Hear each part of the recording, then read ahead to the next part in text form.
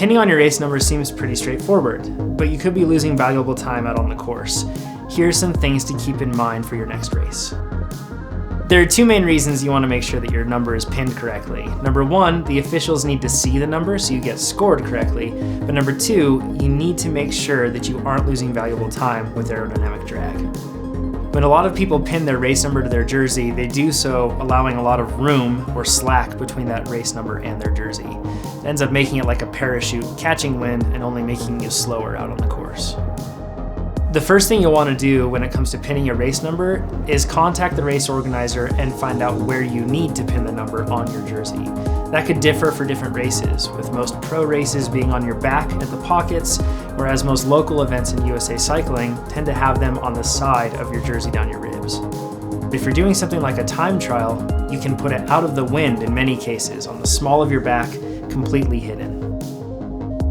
Most people that are new to road racing see the 4 holes in the corner of your number and assume that all you need to do is just put the pin through that hole and close it up. But that actually causes a flapping number, making you even slower.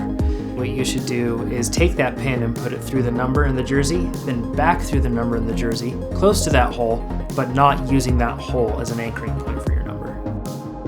Another tip for easy pinning of your number is to wrinkle the number so that it will lay flatter on your body. For most races, you're going to want a minimum of 7 pins per number. That's 3 on the leading edge, 2 along the side, and 2 at the lower corners. Our recommended strategy is to bring a pillow with you to the race and stretch your jersey over the pillow so that it emulates how the jersey will stretch over your body.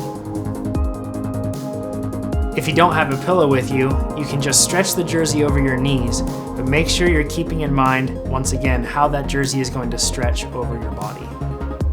If you're doing a time trial, we strongly recommend using spray adhesive. This will make sure that your number stays put when it matters most. We recommend using 3M Super 77 adhesive. When using the adhesive, make sure that you spray in the center and toward the edges to make sure that you don't get any parts of the number peeling up once it's installed. After you spray the adhesive on, let it sit for about 15 seconds so that way it tacks up and the adhesive bonds to the number, then stick it onto your jersey. If you have somebody at the race that can help pin your number for you, mimic the position you'll be holding during the race. Even though you've used adhesive, it's still a good idea to pin down those corners of the number. They can peel up mid-race and lose you valuable time. It's a good idea to always carry pins with you to every race to reduce anxiety on race day, but at the very least, make sure you grab extra pins when you're at race registration. Using these tips at your next race will ensure you're not losing any watts to a poorly pinned number.